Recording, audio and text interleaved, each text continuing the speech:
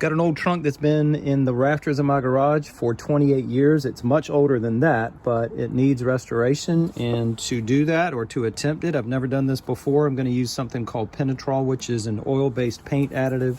But in addition to being a paint additive, it may also be used to condition metal and faded, weathered fiberglass surfaces. So I have used it on metal before. It does very well. And I'm gonna try it on this trunk. I'm gonna shake the can well. Pour a little bit in this plastic container, and a little bit goes a long way. I know that because I've used Penetrol to restore the faded black plastic trim on several vehicles that I own. Not going to put it on too heavy because I don't want it to run. Drying time for the Penetrol is between 12 and 24 hours based on the label.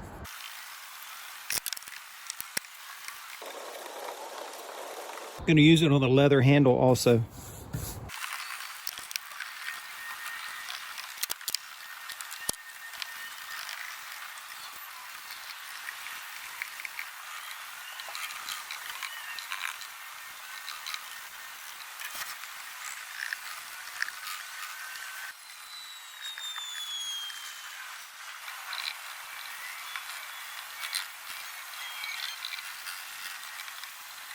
It's about 18 hours later and the Penetrol has fully dried, and I like that I can see a little bit of the rust, a little bit of the patina coming through on the metal. However, the rust does not come off on the rag or a paper towel.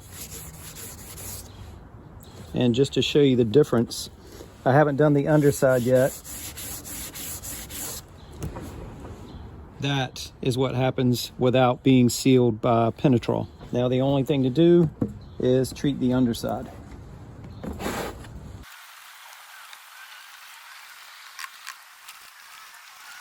It is 2 days later and everything is dry, and if it looks a little bit darker, that's because I put a second coat on everything. So 2 coats. This is the finished product. Metal is dry, and the wood sides, this is made out of wood, painted obviously, that is dry as well. And so is the bottom. Here's before and after.